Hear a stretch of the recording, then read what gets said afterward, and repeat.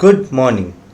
आज हम लोग CMA फाइनल का कॉर्पोरेट लॉ एंड कंप्लायंसेस में फेमा एक्ट 1999 पढ़ेंगे। ठीक है, चैप्टर स्टार्ट करने से पहले मैं 2 मिनट कुछ बोल रहा हूँ, उस चीज़ को समझ लीजिए। फिर मैं चैप्टर पे डायरेक्टली आ जाऊँगा और डायरेक्टली पढ़ाऊँगा चैप्टर को। ठीक है, 2 मिनट कुछ बोलूँगा, आपको समझाऊँगा। एग्ज़ाम टाइम में थोड़ा सा सुन लीजिए, आप अच्छी तरह मोटिवेटेड हो जाएंगे। ठीक है, देखिए CMA कोर्स टफ उसी के लिए है जिसको अपने ऊपर भरोसा नहीं है। सीधा सा बात है। बहुत जन बोलते हैं कि CMA कोर्स टफ है। सिंपल सा चीज़ है, टफ उसके लिए है जिसको अपने ऊपर भरोसा नहीं है, जिसका बिलीफ सिस्टम स्ट्रॉन्ग है, वो एकदम 100% पास करेगा। उसको पास होने से कोई नहीं रोक सकता, क्योंकि उसका माइंडसेट क्लियर है कि हम पास हो जाएंगे। और यदि माइंडसेट आपका क्लियर है, आपको अपने ऊपर भरोसा है, आप 100-200% पास हो जाएंगे। याद रखिएगा। तो बिलीफ सिस्टम अपना डगमगाने मत दीजिएगा। एकदम जब भी बुक्स खोलो, एकदम ये सिस्टम रखिए कि एकदम माइंडसेट ये रहेगा, हम 100% पास करेंगे। बिलीफ सिस्टम बहुत स्ट्रांग होना चाहिए आपका। ठीक है, क्या होगा ना, जैसे आपका बिलीफ सिस्टम स्ट्रांग होगा तो आप अपने आप को पुश ऑन करेंगे पढ़ने के लिए। चीज को समझिए, believe in yourself, you can do. Push yourself because no one else is going to do it for you. अपने आप को खुद आप पुश ऑन करना चालू कर देंगे यदि बिलीफ सिस्टम आपका अपने ऊपर होगा। और आपका सक्सेस एकदम आप ही के हाथों में है। याद रखिएगा, आपका सक्सेस आपके हाथों में है और किसी के हाथों में नहीं है। तो बिलीफ सिस्टम मत डगमगाने दीजिएगा अपना। याद रखिएगा, चीज़ को समझिए। यदि भरोसा भगवान पे करोगे तो वही मिलेगा जो आपकी तकदीर में है, लेकिन भरोसा खुद पे करोगे तो भगवान भी आपकी तकदीर ऐसा बनाएगा जैसा आप चाहोगे। समझ में आ रहा है बात को? तो भरोसा रखना। भगवान भी देखता है कि बंदा को खुद पे भरोसा है, इसका तो हम सक्सेस देंगे ही देंगे। ठीक है, तो मैं डायरेक्टली टॉपिक में आ रहा हूँ। ठीक है, फेमा एक्ट, चीज़ को समझिएगा, अपने ऊपर भरोसा रखिएगा, डगमगाने मत दीजिएगा। सिचुएशन टफ अप डाउन हो गई होगा। ठीक है, एक बाप हीरा बनने जा रहे हो तो थोड़ा सा सिचुएशन अप डाउन होगा और पास कर जाओगे। भरोसा रखिएगा अपने आप पर। डायरेक्टली मैं चैप्टर पे आ रहा हूँ, फेमा एक्ट। ठीक है, देखिए मेनली इस एक्ट में दो चीज है। एक है एक्ट का, आगे देखिए एक्ट का मतलब क्या होता है। देखिए फेमा एक्ट का मीनिंग, थोड़ा सा बेसिक्स मीनिंग में आपको समझा दे रहा हूं, फिर डायरेक्टली मैं चैप्टर पे आऊंगा। देखिए फेमा एक्ट में बेसिकली अपने वही पढ़ेंगे क्या होता है। देखिए, एक कंट्री से दूसरी कंट्री के बीच कुछ ट्रांजैक्शन होता है, उस ट्रांजैक्शन को रेगुलेट और मॉनिटर करता है इंडिया में RBI और सेंट्रल गवर्नमेंट। मतलब इंडिया का दूसरा कंट्री के साथ यदि कोई ट्रांजैक्शन होता है तो उसको रेगुलेट एंड मॉनिटर करने के लिए रिजर्व बैंक ऑफ इंडिया ने और सेंट्रल गवर्नमेंट ने कुछ रूल्स बनाया है। कुछ फाइनेंशियल ट्रांजैक्शन यदि दूसरी कंट्री के साथ हो रहा है तो उसको रेगुलेट और मॉनिटर करने के लिए सेंट्रल गवर्नमेंट और रिजर्व बैंक ऑफ इंडिया ने यहाँ इंडिया में कुछ रूल्स बनाए हैं। उसी रूल्स का फॉलो अप करते हैं अपने, और मैनेजमेंट किया जाता है इस एक्ट में। तो देखिए डायरेक्टली मैं टॉपिक में आ रहा हूं तो अब समझ में आएगा। फेमा एक्ट में बेसिकली 2 चीज है, capital account transactions and current account transactions. देखिए कैपिटल अकाउंट ट्रांजैक्शंस क्या होता है। अब देखिए मैं कैपिटल अकाउंट ट्रांजैक्शन कुछ समझाऊंगा तो आपको समझ में आएगा कि क्लियरली कंसेप्ट क्लियर होगा आपका। देखिए, a transaction which alter asset and liability outside India of A person resident in India. इसका मतलब समझिए, अल्टर मतलब होता है चेंज, कुछ चेंजेस बोलता है। वह ट्रांजैक्शन जो आपका एसेट एंड लायबिलिटी में कुछ चेंजेस करता है। कहां पर? इंडिया के बाहर। किसका? पर्सन रेसिडेंट इन इंडिया, मतलब इंडियन आदमी का। सिंपल भाषा में, पर्सन रेसिडेंट इन इंडिया का एसेट और लायबिलिटी में कुछ चेंज होता है। कहां पर? बाहर में। इंडिया के बाहर यदि कुछ उसका जो एसेट एंड लायबिलिटी वो कुछ खरीदता है, अल्टर मतलब चेंज होना, मतलब खरीदना या बेचना। यदि इंडिया का आदमी इंडिया के बाहर कोई एसेट और लायबिलिटीज खरीदता है या बेचता है, तब उसको बोलते हैं कैपिटल अकाउंट ट्रांजैक्शंस। चीज को समझिए, एग्जाम्पल देखिए समझ में आएगा।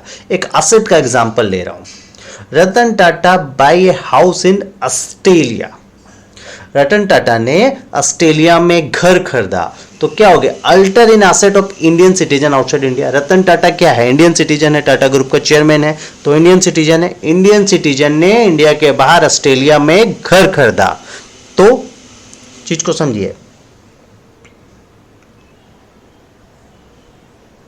समझिए बात को।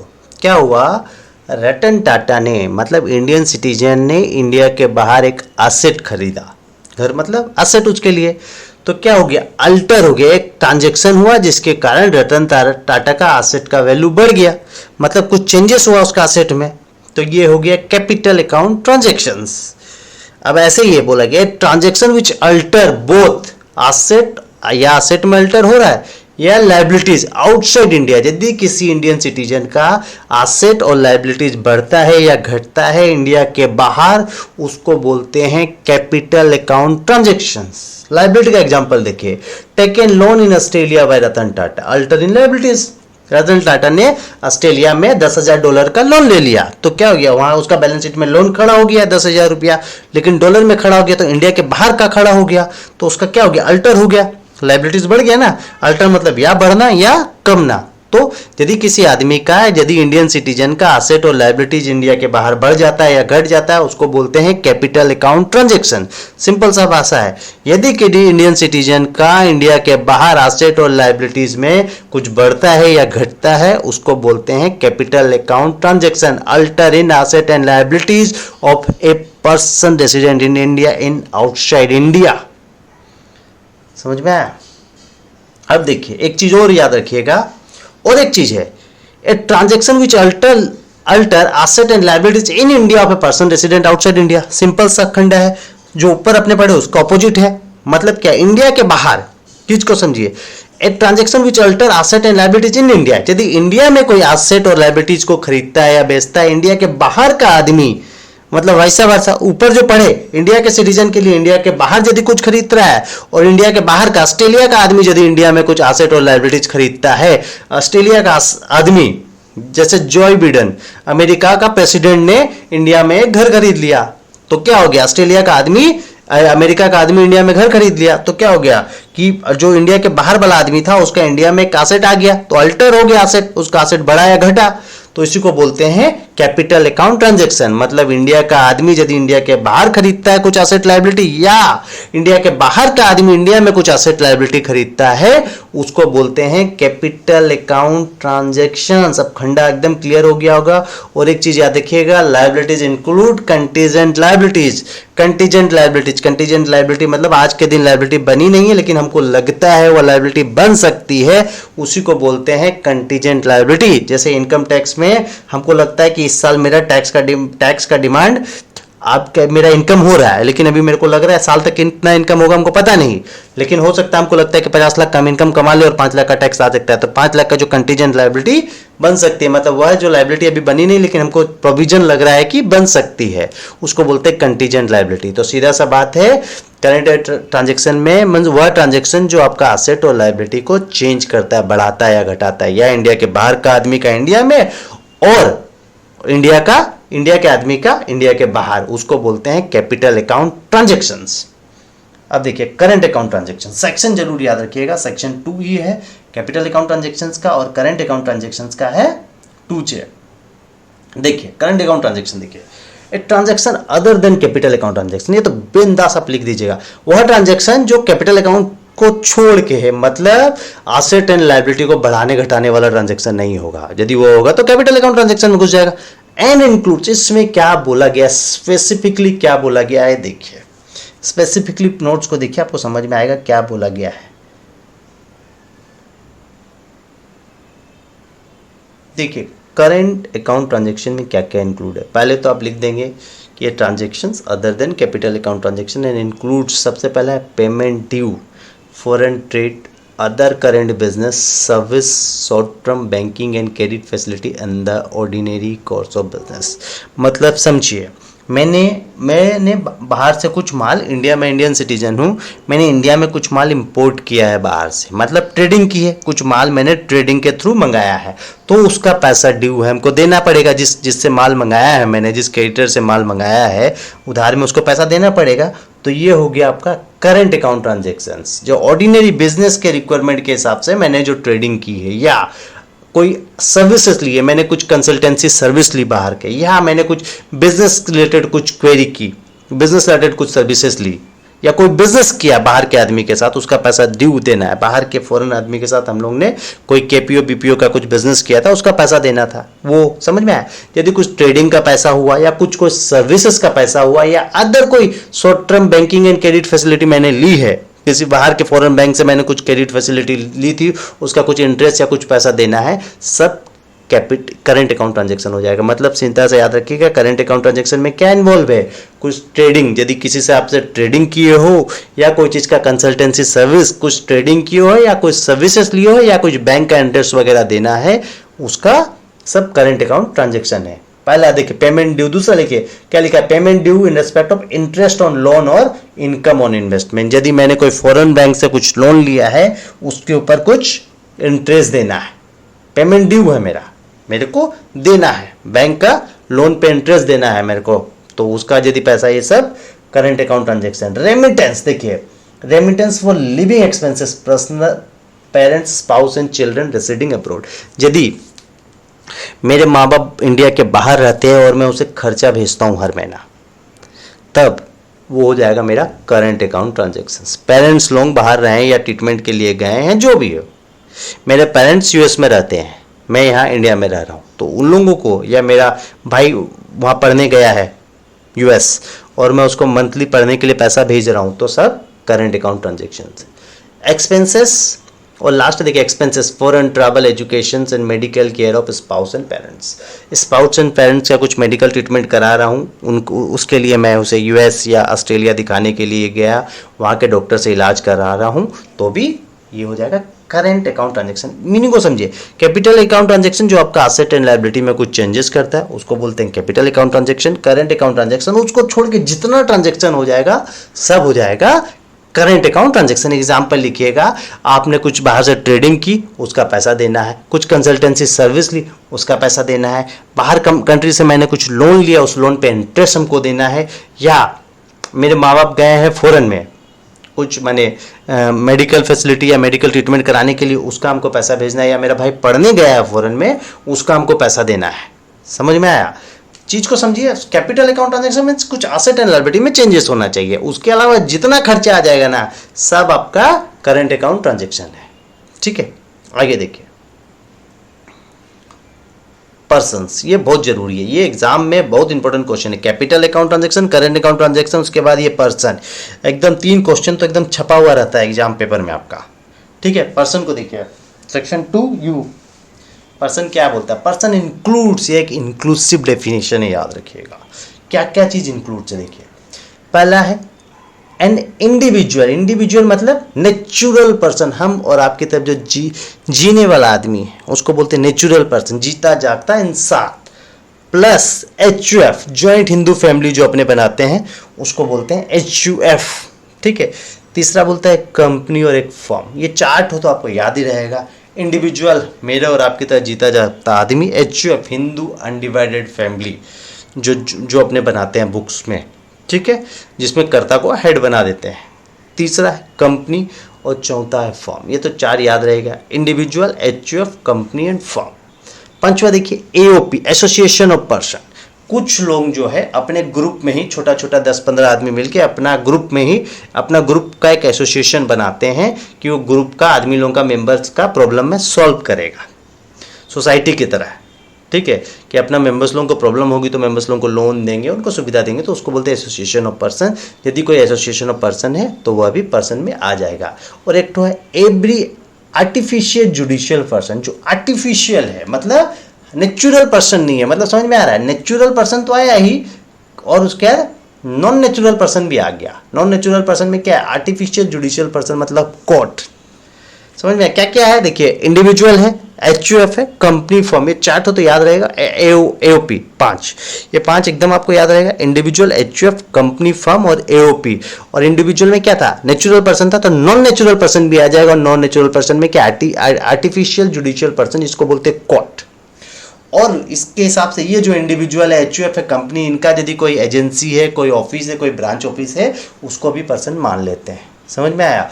यदि कंपनी का कोई ऑफिस, एजेंसी, ब्रांच ऑफिस ये सब रहेगा तो भी पर्सन मान लिया जाएगा। सीधा सा बात है। Individual, HUF, company, firm, AOP, 5 तो याद रहेगा। और इंडिविजुअल क्या नेचुरल पर्सन है, तो non natural person like artificial judicial person जो कोर्ट है वो भी आ जाएगा। और कोई एजेंसी, यदि इन रेस्पेक्ट आदमी लोगों का कोई ब्रांच ऑफिस वगैरह रहेगा कहीं तो उसको भी पर्सन मान लेंगे। आगे देखिए, ये बहुत जरूरी है। ये जो प्रोविजन है ना, एग्जाम में आपका एकदम आता ही आता है इससे क्वेश्चन। देखिए क्या बोलता है, current account transaction, section 5। Current account transaction में बोला गया सेक्शन 5 में कि कुछ ट्रांजैक्शन जिसमें सेंट्रल गवर्नमेंट ने प्रोहिबिटेड कर दिया है, मतलब वह ट्रांजैक्शन आप कर ही नहीं सकते।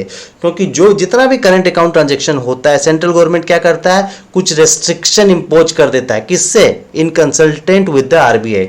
आरबीआई से कंसल्टेंसी लेके कुछ ट्रांजैक्शंस को प्रोहिबिटेड कर देता है। देखिए यहाँ पर होगा, central government impose certain restriction with consultant with RBI on certain capital account transaction, लिखा वो करंट अकाउंट ट्रांजैक्शन दोनों में होगा। ठीक है, सेंट्रल गवर्नमेंट के पास पावर है और रेस्ट्रिक्शन इंपोज कर सकता है जिस कैपिटल अकाउंट ट्रांजैक्शन या करंट अकाउंट ट्रांजैक्शन में चाहे। तो देखिए अब इस चीज को समझिएगा, प्रोहिबिटेड ट्रांजैक्शन मतलब इस ट्रांजैक्शन को सेंट्रल गवर्नमेंट ने प्रोहिबिटेड कर दिया, मतलब ये ट्रांजैक्शन तो कर ही नहीं सकते हम लोग। यदि करेंगे तो फेमा एक्ट में फाइन, पेनल्टी, जेल सब हो जाएगी। तो ये ट्रांजैक्शन प्रोहिबिटेड है। उसके बाद क्या शेड्यूल 1 में लिखा हुआ है, और कुछ क्या है, approval of central government request. यदि ये सब आप काम करेंगे तो सेंट्रल गवर्नमेंट का परमिशन लगेगा, बिना परमिशन के काम नहीं कर सकते हैं। और ये वाला बोला गया है अप्रूवल ऑफ आरबीआई रिक्वेस्ट, यदि इस शेड्यूल में जो दिया है वो काम करेंगे तो आपको आरबीआई का अप्रूवल लगेगा। तो सबसे पहले अपने पढ़ते हैं प्रोहिबिटेड, ये तो मना ही मना है। देखिए प्रोहिबिटेड में आप पढ़िए, फिर मैं आपको समझा रहा हूं। देखिए प्रोहिबिटेड क्या क्या है, remittance out of lottery winning. मैंने लॉटरी में 1 करोड़ जीत गया और मैं इंडिया के बाहर 50 लाख भेज दिया मेरे भाई को, वहाँ पर बोला कि तुम रख लो, ये नहीं भेज सकते हैं, प्रोहिबिटेड है। लॉटरी से जीता हुआ पैसा आप बाहर नहीं भेज सकते हैं।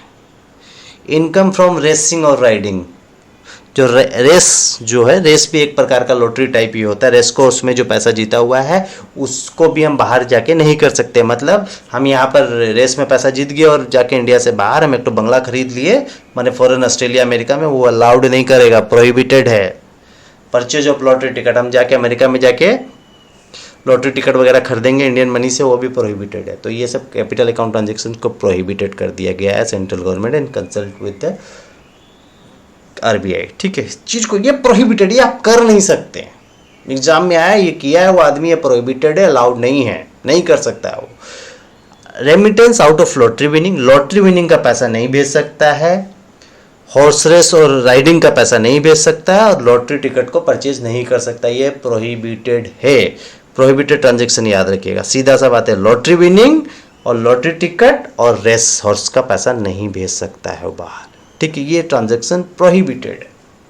अब देखिए approval of central government required, इस ट्रांजैक्शन में आप सेंट्रल गवर्नमेंट का अप्रूवल लेके काम कर सकते हैं। आप कल्चरल टूर, यदि कल्चर टूर के लिए आपको बाहर जाना है, अब जाइए सेंट्रल गवर्नमेंट का अप्रूवल लेके आप कल्चर टूर में जाइए, खर्चा कीजिए, कोई दिक्कत नहीं है।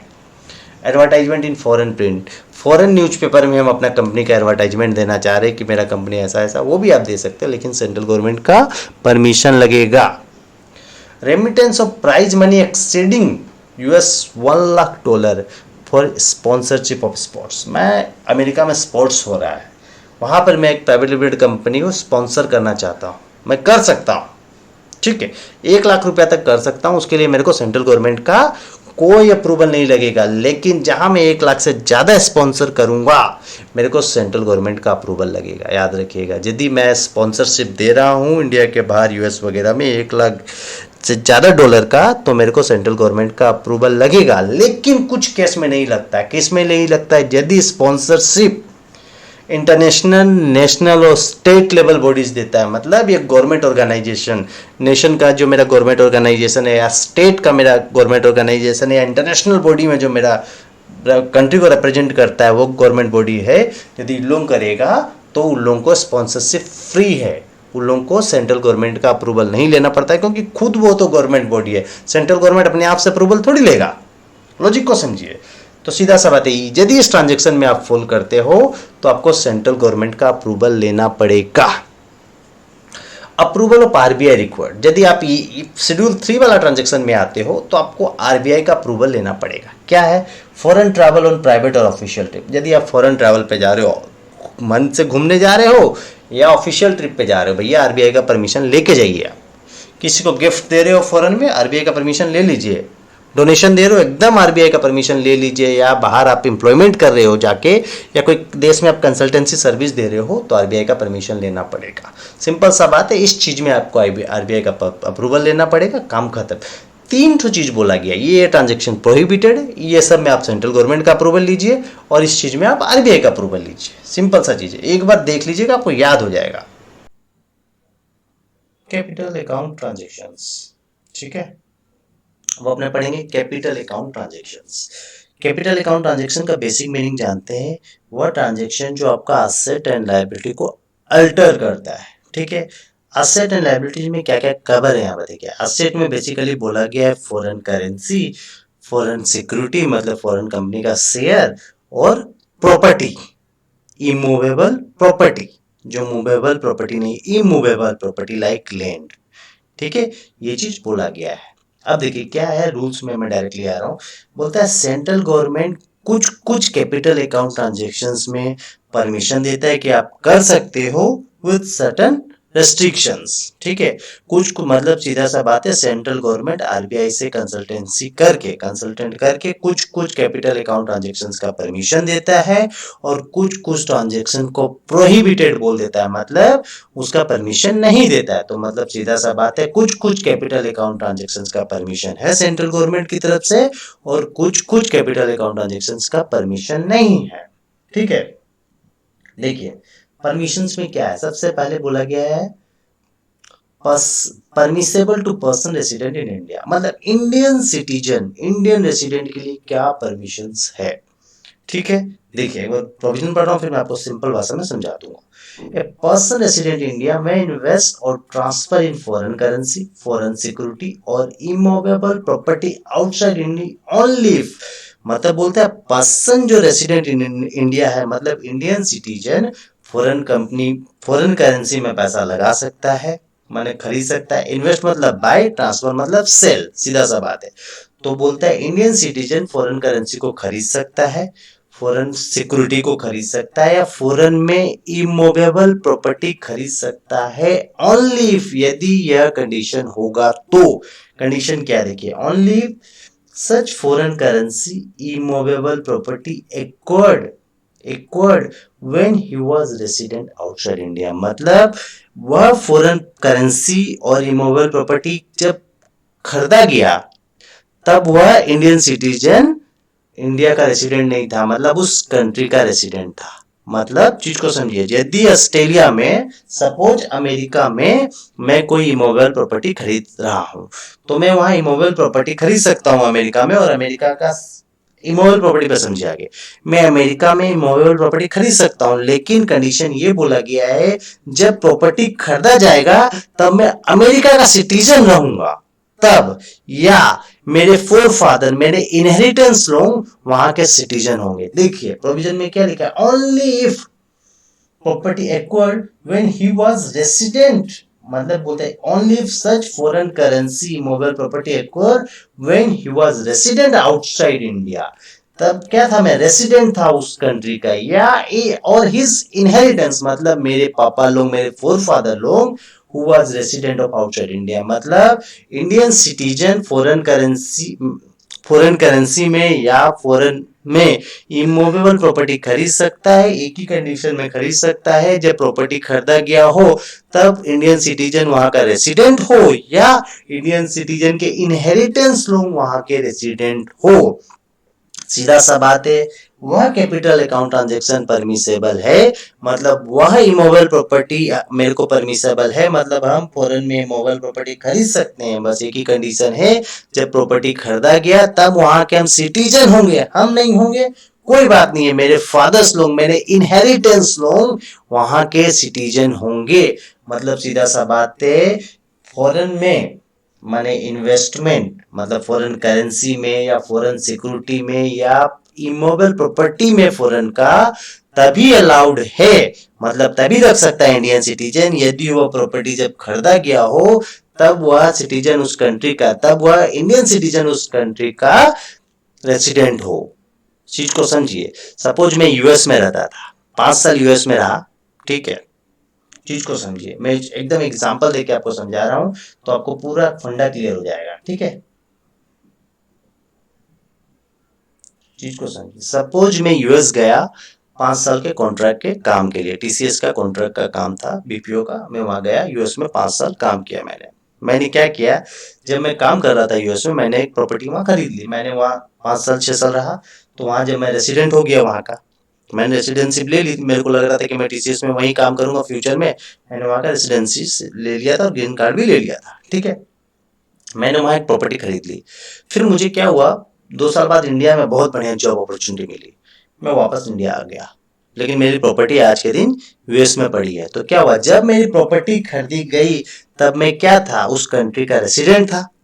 जब मैं खरीदा था मैं रेसिडेंट था। प्लस यदि मैं रेसिडेंट नहीं रहूंगा तो कोई भी बात नहीं, लेकिन मेरे इनहेरिटेंस लोग वहां के रेसिडेंट होंगे तो भी काम हो जाएगा।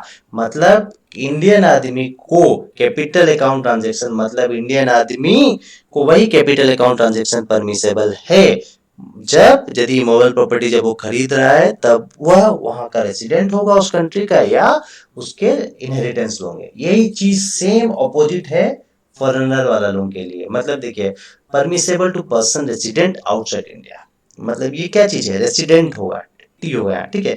ये दिया गया है कि जो इंडिया से बाहर जो रहते हैं, माने यूएस के आदमी लोग इंडिया में प्रॉपर्टी खरीद सकते हैं, कोई दिक्कत नहीं है। लेकिन उसके लिए भी वही सेम कंडीशन है कि वह यदि इंडिया के सिटीजन हो, जब प्रॉपर्टी खरीदा गया तब यूएस वाला आदमी इंडिया का सिटीजन हो।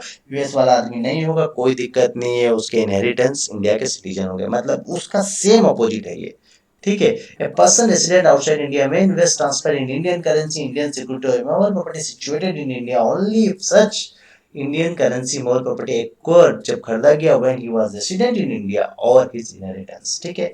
अब ये कैपिटल अकाउंट ट्रांजैक्शन प्रोहिबिटेड है, मतलब कर नहीं सकता सेंट्रल गवर्नमेंट, आरबीआई कोई इसका परमिशन नहीं देता है। करोगे तो पेनल्टी इंपोज हो जाएगी, ठीक है। चिट फंड, या देखिए ये क्या बोलता है, prohibited to person resident outside India, मतलब ये किसके लिए प्रोहिबिटेड है, पर्सन रेसिडेंट आउटसाइड इंडिया, जो इंडिया से बाहर रहता है, रेसिडेंट होगा, टी होगा यहाँ, ठीक है।